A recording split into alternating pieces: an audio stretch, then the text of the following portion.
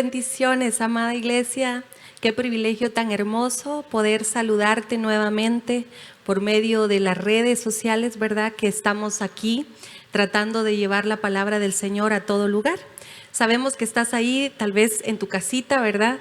Reunido con tu familia. Entonces quiero pedirte, pueblo amado, que me acompañes. Vamos a poner esta palabra en las manos del Señor. Amantísimo Padre, te damos gracias una vez más por tan hermoso privilegio que nos das de estar juntos, Señor amado, en un mismo sentir, en una misma fe, para poder recibir la administración de tu palabra, Señor. Te suplicamos, papito lindo, que esta palabra traiga vida, sea confortable al alma de tu pueblo, Señor, y que sobre todas las cosas, papito lindo, podamos reflexionar y meditar en lo que tú estás haciendo, y que este es un tiempo, Señor, donde definitivamente tú nos estás marcando como tu iglesia, como tu novia, papito lindo. Padre, bendice a cada uno desde sus hogares, Señor, y te damos honra y gloria en esta hora, papito. Gracias, Señor. Amén y amén. Gloria al Señor. Bueno, en esta oportunidad, pueblo, quiero compartirte acerca de las instrucciones que nosotros como iglesia vamos a recibir en este último tiempo, establecidas en las Escrituras, ¿verdad? La instrucción a la novia antes de su éxodo. Tú y yo debemos de saber que como iglesia Dios nos está preparando para sacarnos de esta tierra. Amén. Entonces quiero que vayamos a la Biblia, la palabra del Señor, en el libro de Éxodo, capítulo 12, versículo 1.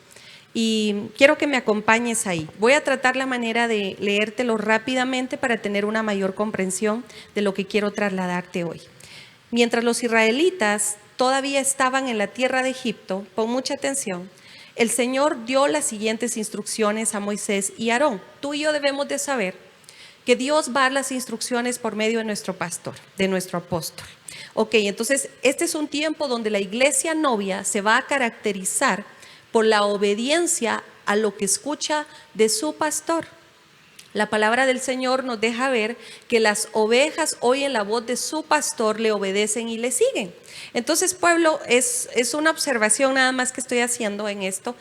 No escuchemos otros medios que quizá lo que están diciendo lleva parte de verdad y parte de mentira. Entonces, la forma en que tú y yo no nos vamos a extraviar es siendo guiados por el pastor de pastores, que es nuestro Señor a través del Espíritu Santo, pero también ha delegado ministros. Amén. Entonces, sigamos aquí en el verso 2. Dice: a partir de ahora, este mes será el primer mes del año para ustedes. Anuncian a toda la comunidad de Israel que el 10º día de este mes, cada familia deberá seleccionar un cordero o un cabrito para hacer un sacrificio, o un animal para cada casa. Claro, aquí nos está hablando de la Pascua, ¿verdad? Del pueblo de Dios, pero nosotros ya no participamos de eso, sino que ahora estamos en el nuevo pacto, que es la Santa Cena. Amén. Pero eso es una figura para nosotros. Si una familia, en el verso 4, es demasiado pequeña para comer un animalito entero, lo compartirá con una familia vecina. Dividan el animalito según el tamaño de cada familia y la cantidad que cada uno pueda comer. Verso 5. El animal seleccionado deberá ser un macho o oveja o cabra de 1 año y que no tenga ningún defecto. Verso 6. Cuiden bien a ese animalito seleccionado hasta la tarde del día 14 de este primer mes. Interesante, hermanos amados. Yo veo aquí que nosotros como Iglesia Restauración Familiar estamos entrando en el año 13, que nos lo van a cambiar por un 14. Amén. Entonces pongamos atención aquí. En el verso 7 dice: después tomarán parte de la sangre y la untarán en ambos lados y en la parte superior del marco de la puerta de la casa donde comen el animal. Esa misma noche asarán la carne al fuego y la comerán acompañada de hojas verdes y amargas y pan sin levadura. Es interesante que el Señor le da la instrucción a los siervos, preparando al pueblo de Dios para poderlo sacar de Egipto. Esto es una figura tremenda para nosotros en este tiempo. Es interesante que en esta cuarentena que nos mandan a nosotros, una cuarentena mundial, ¿verdad? Resulta que estamos participando de la Santa Cena, ¿verdad? De esa comida que es de nuestro Señor Jesucristo, ¿verdad? Entonces nos mandan a participar de la Santa Cena, pero me llama la atención que es en familias. Dios nos mete en casa con la familia, que participemos del Cordero Santo de nuestro Señor Jesucristo, ¿verdad? Y que la tomemos en casa, en familia. Pero me llama la atención que dice, y tomarán acompañada de hojas verdes y amargas y pan sin levadura. Tú y yo debemos de saber que el recibir o el participar de la Santa Cena del Señor para nosotros tiene una representación gloriosa. Estamos anunciando su venida, pero también anunciamos su muerte. Entonces, es interesante que ahora en la reunión de casa todos estamos participando de la Santa Cena, pero yo me atrevo a decir que tenemos cierto dolor, es decir, no es fácil participar de la Santa Cena en casa con la familia sabiendo tanto dolor, tanto sufrimiento que el mundo, que la humanidad está teniendo hoy por hoy. Entonces va a ser una cuestión como agridulce, ¿no? Entre lo amargo y lo dulce. Entonces es parte de lo que yo veo en esto, ¿verdad? En el verso 10 dice, no dejen ninguna sobra para el día siguiente, quemen todo lo que hayan comido antes de la mañana. Pero es aquí donde yo quiero enfocarme en este momento. Dice en el verso 11, estas son las instrucciones para cuando coman esta comida. Punto número 1, ponga atención, dice, estén totalmente vestidos. Lleven puestas las sandalias y tengan su bastón en la mano. Coman deprisa, porque es la Pascua del Señor. Interesante que en medio de Egipto, donde estaba el pueblo de Dios, estaban aconteciendo muchas situaciones adversas para la humanidad. Tú y yo debemos de saber que el pueblo de Dios tuvo que atravesar las plagas, no todas las plagas, pero tuvieron que vivir las plagas en Egipto. Entonces es parte de lo que la iglesia del Señor, nosotros como cuerpo de Cristo, vamos a tener que padecer. Por eso, amados hermanos, si ustedes piensan que esto va a parar aquí, déjenme darle la mala noticia, esto no va a parar aquí. Por eso es que nosotros tenemos que rogarle a nuestro Señor que tenga misericordia y nos halle dignos de escapar de este momento tan difícil para la humanidad. Sin embargo, vemos la misericordia de Dios actuando todavía para nosotros y dándole tiempo al mundo, a la humanidad, para que se arrepienta. Entonces, es interesante ver que estaban en las plagas, ¿verdad? Una de las plagas que estaba atravesando el pueblo antes de esto fue la del granizo. Cuando estaba la plaga del granizo, resulta que el Señor los manda a refugiarse en un lugar llamado Gosén. Yo te hablaba la otra vez de Gosén, enfocándome en José y su familia, pero este punto de Gosén, quiero trasladártelo así. Siempre va a haber un lugar donde Dios va a refugiar a su iglesia. Tú debes de tener la certeza y la convicción de que por amor Dios nos va a guardar de ese momento de prueba. Aunque hayan plagas, aunque hayan pestes, Dios va a tener un Gosén para el pueblo de Dios en este tiempo. Entonces el pueblo de Dios pasó la plaga del granizo y luego venía la plaga de la oscuridad. Interesante que cuando viene la plaga de la oscuridad, oiga esto, dice que en todo Egipto todas las casas no tenían luz, o sea, todo el mundo se oscureció, toda la tierra se oscureció. Pero curiosamente cuando tú lees, dice que solo el pueblo de Dios en sus casas tenía luz. Él es la luz para nosotros. Él es la luz verdadera, hermanos amados. Entonces no debemos de tener temor o dejar que el temor nos domine, porque yo creo que el temor es natural en nosotros. Pero no debemos de dejar que el temor nos domine pensando que Dios nos va a destruir, porque la destrucción no es para los hijos de Dios. Amén. Entonces, después de esa plaga de la oscuridad, digamos, que viene para la humanidad, el pueblo de Dios siempre va a estar en luz. Amén.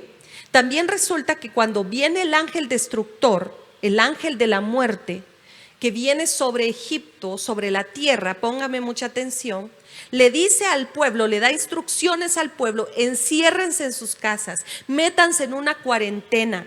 Oiga esto, protejan a sus familias, pero las instrucciones también van a tener que participar del Cordero. Van a tener que ministrar Santa Cena. ¿Y cómo? En familias. Y es ahí donde quiero llevarte, pueblo. Todos sabemos que debemos de marcar nuestras casas, es decir, nuestras puertas. La instrucción que le da aquí dice, cuando coman esta comida, quiero que también estén vestidos. Entonces, tú y yo somos puertas, amén. Puertas eternas que vamos a ver al Rey de Gloria que viene por nosotros.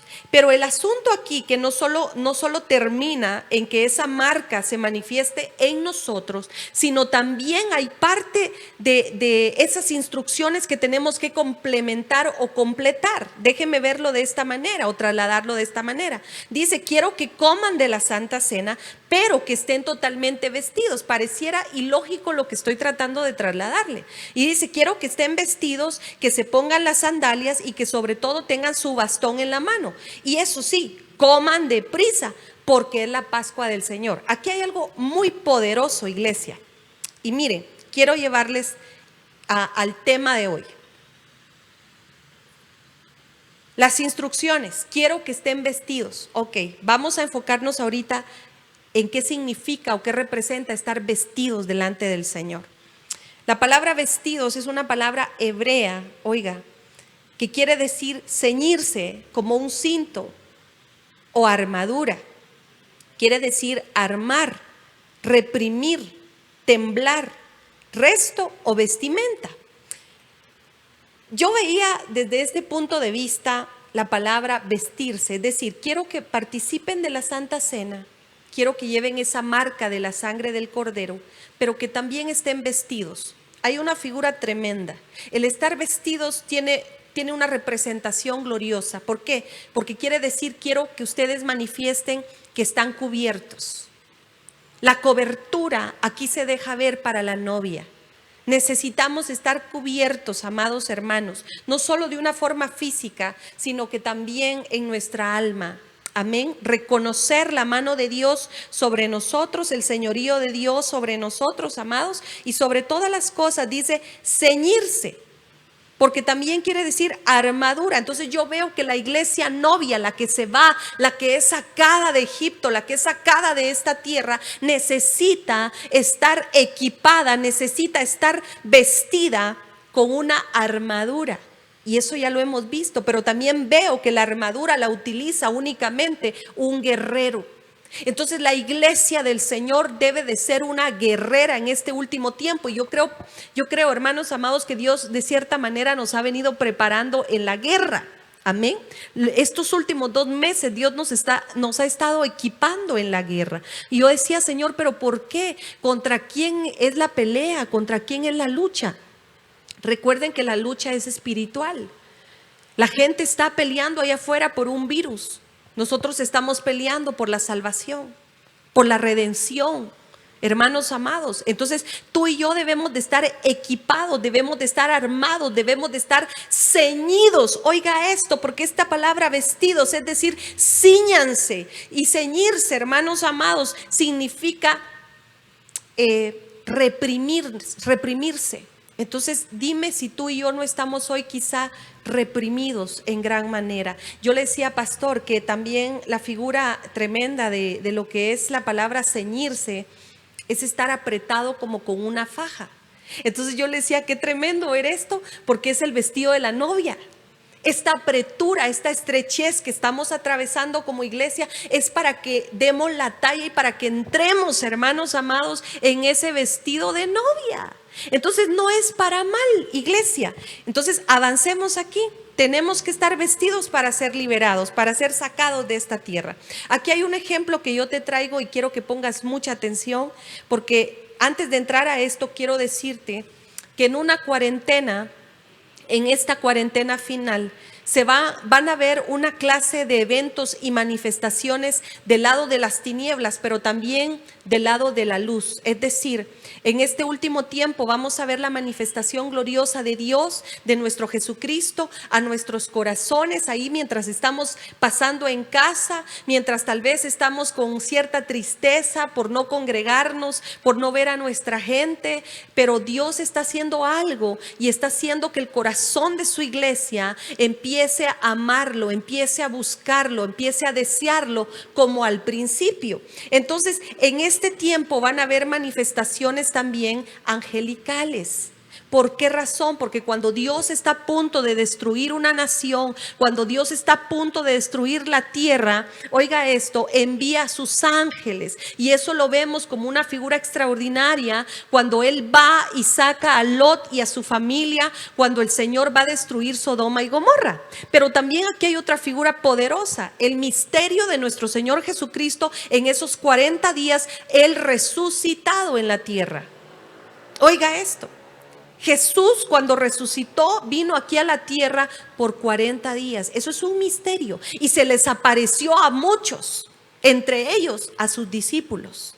Y aquí vemos una aparición del Señor en el Evangelio de Juan, capítulo 21, versículo 4 en adelante. Dice: al amanecer Jesús se apareció en la playa, pero los discípulos no podían ver quién era. La versión que yo estoy manejando, hermanos, es Nueva Traducción Viviente. Yo sé que muchas versiones van a variar. Y les dijo en el verso 5: amigos, ¿pescaron algo? Y los discípulos contestaron: no, no hemos pescado nada. Interesante, porque espero darme a entender, pueblo. Cuando el Señor murió en esa cruz y resucitó, ¿en qué condición quedaron sus discípulos? ¿En qué condición pudieron haber quedado sus seguidores después de que ya no lo vieron, después de que el Señor ya no estuvo caminando con ellos, ya no estuvo comiendo con ellos? Pero claro, el Señor dijo: yo me voy a preparar morada a vosotros, pero les voy a enviar a otro, a un consolador, a un paracleto, el Espíritu Santo. ¿Cuántos decimos amén? El asunto aquí es de que cuando tú y yo vemos que el Señor aparentemente se va de nosotros, vemos que la crisis y todo aumenta y no podemos ver o sentir al Señor, empezamos quizá en nuestra forma de pensar, en nuestras acciones, a retroceder y a querer hacerlo en nuestra fuerza o en nuestra capacidad. Interesante que en este pasaje de Juan capítulo 21, desde el verso 1, tú lo puedes leer, dice que los discípulos regresaron a la barca y fueron a pescar. Es decir, déjame interpretarlo de esta manera: ellos volvieron a su humanidad, dejaron de confiar en el Señor. Ya no se movieron por fe solamente, sino empezaron a decir, como quizá muchos están hoy en día: no, pero es que Dios no nos va a salvar de esto. No, pero es que yo tengo que trabajar. ¿Cómo es posible que el presidente, cómo es posible que las autoridades me encierren en mi casa? ¿Y quién me va a dar de comer? ¿Quién me va a dar de vestir? ¿Quién va a atender a mi familia, a mis hijos? Muchos pueden decir de esta manera o expresarse de esta manera. Y de hecho mucho pueblo de Dios lo está haciendo. Están queriendo buscar el recurso, y yo digo, eso no está mal de ninguna manera. Lo que está mal o estaría mal es que dejaran de confiar en el Dios que decimos amar o servirle. Entonces veo que los discípulos tienen una acción, y la acción es volver al trabajo de antes. Bueno, ya no hay comida, ya no hay sustento, entonces vamos a tener que regresar a lo que hacíamos antes. Pueblo, no regreses a lo que hacías antes. Donde tú debes de regresar, la única forma que te permitimos regresar es para preguntarle al Señor cuál es el camino y regresar a la senda antigua. Pero no a de que vas a tener que regresar a hacer un trabajo que hacías antes, que tal vez no era agradable para Dios, pero te daba de comer. No sé si me estoy dando a entender. Entonces resulta que ellos regresan y empiezan a trabajar con sus propias fuerzas. Dejaron de confiar en el Señor. Y el Señor se les aparece y les pregunta: ¿han pescado algo? En otras palabras, de tu trabajo, ¿has logrado prosperarte? ¿Has logrado, por más que madrugues, por más que te esfuerces, por más que vayas colgando en los buses, por más que vayas madrugando y con hambre a trabajar, a traer el sustento, ¿has logrado prosperar? Y los discípulos le dicen: la verdad es que no. Mire lo que dice el verso 6. Entonces el Señor les dijo: echen la red a la derecha de la barca y tendrán pesca. Ellos lo hicieron y no podían sacar la red por la gran cantidad de peces que contenía.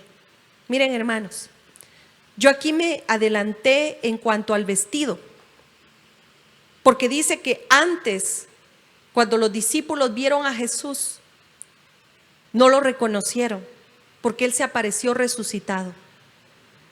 Y cuando viene Juan, el amado, por eso los que van a ver al Señor en este tiempo de cuarentena, en esta manifestación del tiempo final, son los que aman al Señor. Solo el que ama, solo el que está enamorado, solo el pueblo que busca la presencia de Dios es el que va a lograr verle. Oiga esto, es un prototipo de Juan. Entonces viene Juan y le dice a Pedro, Pedro, ese es nuestro Señor, ese es el Señor Jesucristo. Entonces Pedro, al saber que era el Señor, dice que va y toma su vestido.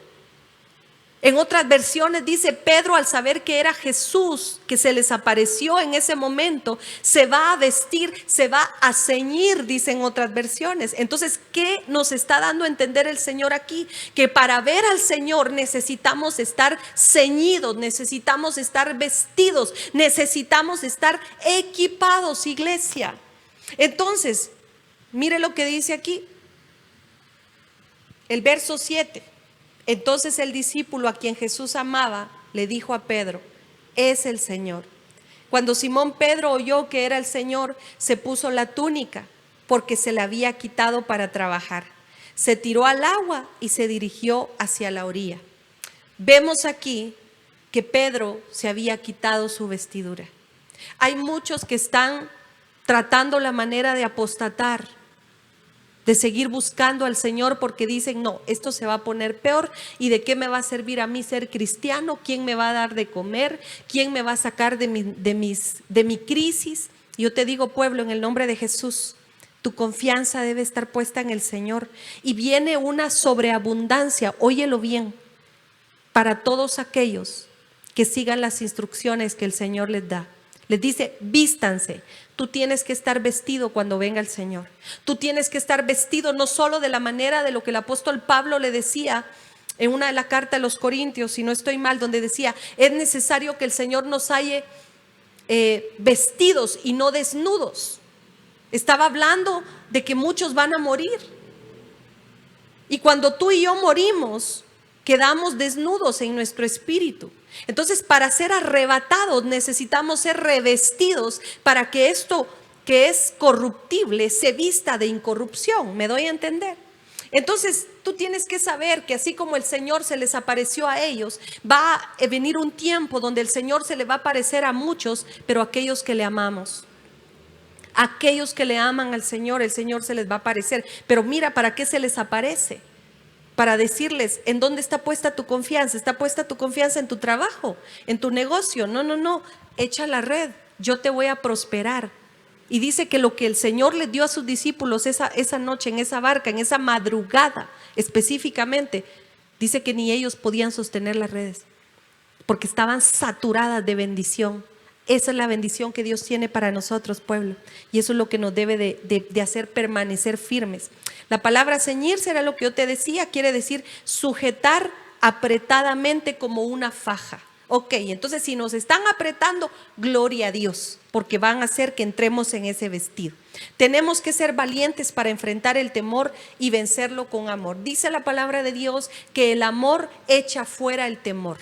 ¿Qué amor nos está hablando la palabra? El amor de Dios. Si tú amas al Señor, va a ser bien fácil poder soportar el momento de crisis. Porque ¿cuántos? Miren, una figura natural o una forma natural que podemos decir, ¿cuántos hemos hecho locuras por amor? En cualquier edad, y esto ya no aplica en la juventud, en la adolescencia. Yo creo que todos hemos hecho locuras por amor. Cuando uno está enamorado, cuando uno ama, a uno no le importa sufrir, no le importa padecer. Están los jóvenes, ¿verdad? Con la jovencita, empieza a llover, el chico se quita la chumpa, se la pone a ella, ¿verdad? Y aunque él esté sufriendo de frío, y ella le dice, no, pero ¿y cómo no tengas pena? O sea, él ahí se vuelve impermeable.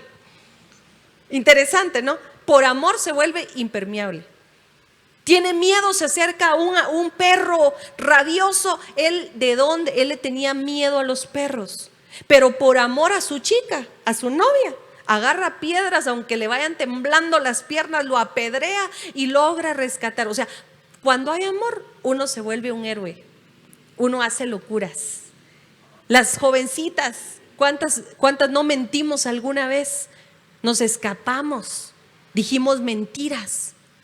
No nos importaba que nos cacharan, lo que sea, vencíamos el temor. Entonces mire el ejemplo tan absurdo que le estoy poniendo. Así debemos de ser la iglesia, hacer locuras por amor, pero locuras que nos lleven a la prudencia de quedarnos en casa por el amor de Dios, pueblo.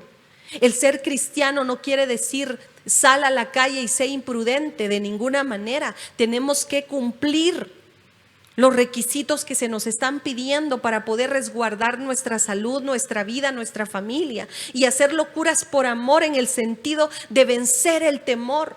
Yo sé que da un pánico, no da miedo, da pánico ver las noticias de cuánta muerte hay en los países hermanos. Para que Dios tenga misericordia de ellos, debemos nosotros de orar, de clamar y pedir por ellos, pero da pánico ver todas esas noticias, y claro, el temor se apodera de nosotros. Y yo me reía anoche un ejemplo que ponía nuestro apóstol, porque hablaba de, bueno, yo lo entendí a mi manera. Usted ya sabe cómo es la pastora, ¿verdad? Que cuenta las cosas puro el chapulín, ¿verdad? De que va el virus y le pide permiso a Dios, ¿verdad? Y le dice, porque Satanás para hacer algo tiene que pedirle permiso a Dios.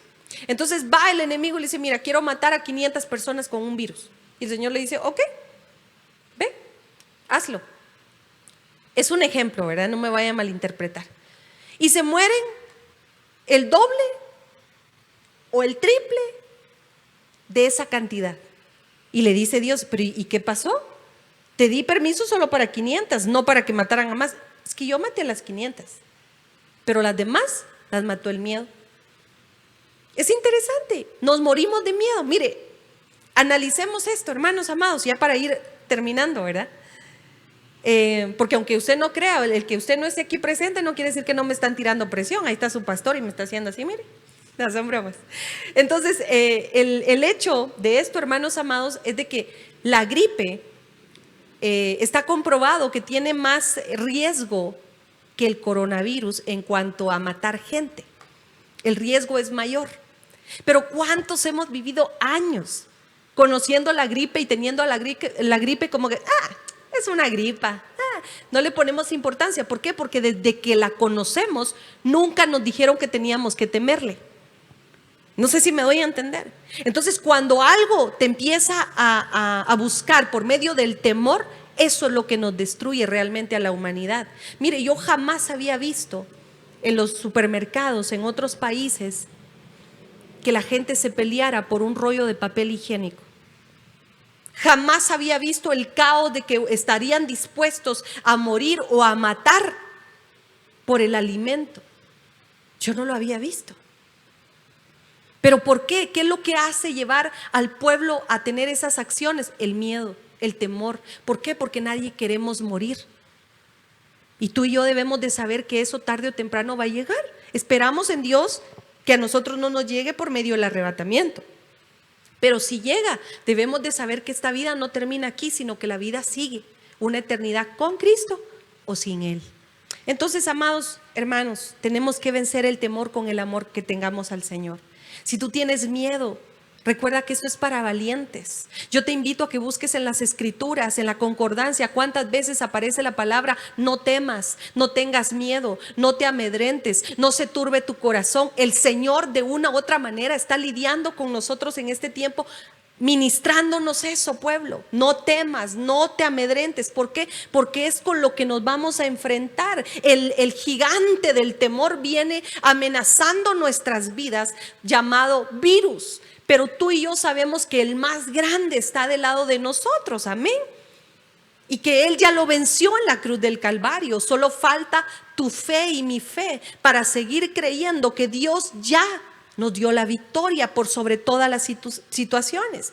Ahora, para terminar, hermanos amados, Dice, pónganse las sandalias. Las sandalias yo creo que no tiene mayor interpretación, pero me llamó la atención algo que dice rehusar casarse. Uno de los derivados o significados de la palabra sandalias es rehusar casarse. Es decir, que la iglesia que se rehúsa a evangelizar, que se rehúsa a hablarle a otros del Señor, de la venida del Señor, está negándose a casarse, y a ese Dios lo ve como aquel que aparece en las Escrituras, el de la sandalia quitada, aquel que no quiso redimir a su hermano, aquel que no quiso seguir la ley del levirato. Usted lo puede buscar ahí como un ejemplo. A ese le llamaban el de la sandalia quitada, y era una maldición, hermano. Entonces estamos en un año también de reconciliación, donde debemos de redimir a nuestro hermano. ¿Cómo? Buscando que el hermano de nosotros espiritualmente se salve, que su alma llegue a conocer a Cristo y la salvación eterna.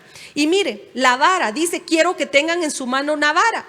La vara, dice, entre sus significados es retoño o brote con hojas para caminar y golpear. Yo veo aquí la figura extraordinaria de la vara de Aarón, la vara que reverdece. ¿Y qué representa la vara de Aarón para nosotros? El Espíritu Santo, el derramamiento del Espíritu Santo en este último tiempo, que es lo que va a traer que nosotros como iglesia podamos ser arrebatados, pero sobre todo que venga un avivamiento a nuestro corazón, pueblo. Entonces yo quiero dejarlo aquí. Esto va a seguir con una segunda parte, porque aquí traía otro ejemplo de las manifestaciones que se van a dar en este tiempo final.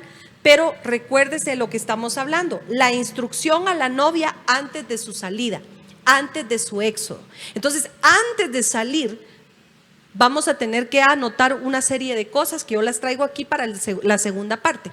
Entonces quiero que por favor, ahí donde están, que me acompañen. Vamos a orar para que sea el Señor Todopoderoso que nos ayude a soportar en medio de las plagas que hay en esta tierra, que nos ayude a marcar nuestras vidas con la sangre bendita del Cordero por medio de la Santa Cena, y poder en esta hora ministrarte esa sangre bendita del Cordero, esa sangre que trae transformación, que trae vida, pero también ese pan que es figura del cuerpo de nuestro Señor Jesucristo, que debe de traer muerte al yo, muerte al temor, en el nombre de Jesús. Y que hoy esas instrucciones se hagan vida en nosotros y podamos ser obedientes, estando bajo una cobertura, vistiéndonos, ciñéndonos, dejando que el Señor nos apriete por un momento para poder entrar en ese vestido de novia. Podernos poner las sandalias, que son las que nos van a hacer permanecer en estos días caminando en un terreno que no hemos conocido, pero que nos va a guardar el Señor. Y tomando la vara, esa vara que reverdece, que es la llenura de su Espíritu Santo, es la unción de su Santo Espíritu en nosotros, y sobre todo la manifestación del avivamiento que Dios trae para nosotros. Ese avivamiento que por consecuencia traerá una gran cosecha de almas. Y no solo eso, sino también traerá abundancia de todas las cosas en este tiempo final. Yo te cedo el tiempo, pastor, para que nos ministres. Gloria a Dios. Ahí donde usted está, hermano amado y hermana, familia, amigos, conocidos, yo quisiera hacer una oración previa a orar por los elementos y ministrar la Santa Cena. Y quiero aprovechar a hacer un llamado a todos los que están ahí. Y es un tiempo de reconciliación, es un tiempo que Dios nos está llamando a ponernos a cuentas con el Señor. Si tú, amigo, amiga o familiar dentro de los hermanos, dentro de la congregación, yo hoy quiero llamarte a que hoy puedas meditar en tus caminos, y asimismo que hoy te puedas volver al Señor. Quiero hacer una oración para aceptar tú dentro de tu corazón al Señor Jesús, y asimismo también poder ministrar los elementos de la Santa Cena. Creo que este es un tiempo que el Señor está permitiendo para que venga ese arrepentimiento dentro de nuestro corazón, y asimismo buscarlo con todas nuestras fuerzas, para que sea Él el que se ocupe de nosotros como iglesia y de su amada, para que Él nos pueda ayudar en medio de este momento. Ahí como está. Padre, en el nombre de Jesús, hoy te pedimos por esta gente, Señor, que hoy se está acercando a ti. Yo quiero que repitas conmigo esta oración y que digas: Padre, hoy abro mi corazón y hoy me confieso, Señor, y me declaro que he pecado consciente e inconscientemente. Pero hoy abro mi corazón y te pido que entres a mi vida y que así tú mores en mi corazón, en todo mi ser, eternamente, Señor, y te reconozco como mi único y suficiente Salvador, sanador de mi vida. Te doy gracias y hoy me rindo a ti, me entrego a ti, para que mi nombre hoy esté inscrito en ese libro de la vida, para que hoy, Señor, tú puedas ayudarnos y protegernos de cada una de estas cosas que se han venido sobre la tierra. Pero tu palabra dice que tú has vencido al mundo y asimismo nos has dado la victoria a nosotros como tus hijos, y confiamos y creemos en esa promesa. Asimismo venimos a presentar estos elementos ahí donde ustedes están, hermanos amados. Yo quiero que hoy eleves el pan, que es la figura de tu cuerpo, Señor, y que hoy este es un pacto que tú hiciste con el pueblo de Israel en la Pascua. Desde el libro de Éxodo capítulo 12 tú estás trayendo esta instrucción, aunque posteriormente nuestro amado Cristo también lo instituyó como la Santa Cena en el nuevo pacto, que es un nuevo pacto que trae mejores bendiciones, que trae mejores promesas, y que asimismo estas promesas hoy las tomamos en el nombre de Jesús. Come del pan en el nombre de Jesús.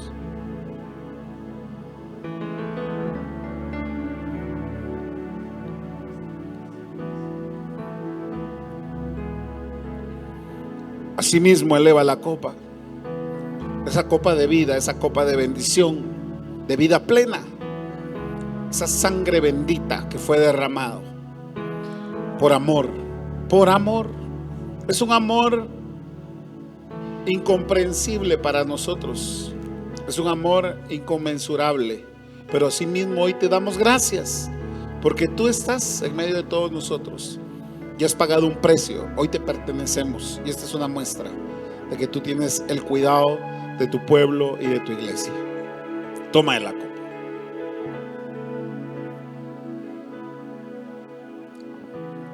En el nombre de Jesús, decretamos y proclamamos sobre tu vida la bendición del Padre, del Hijo y del Espíritu Santo, y que asimismo Él tiene el cuidado de tu vida y de los tuyos, en el nombre de Jesús. Y declaramos que hoy esta administración de Santa Cena trae una bendición poderosa a tu vida, que trae transformación, que trae cambio, y que entramos a una nueva etapa de dimensión de gloria para la honra y la gloria de tu nombre. Te damos gracias. Bendice a cada uno de los hermanos, a todos los que nos están viendo, nos están escuchando. Declaramos esta bendición. Amén y amén. Gloria a Dios. Dios te bendiga, hermano amado, hermana, y esperamos que puedas seguir conectados con nosotros. Dios les bendiga. Hasta una próxima. Bendiciones.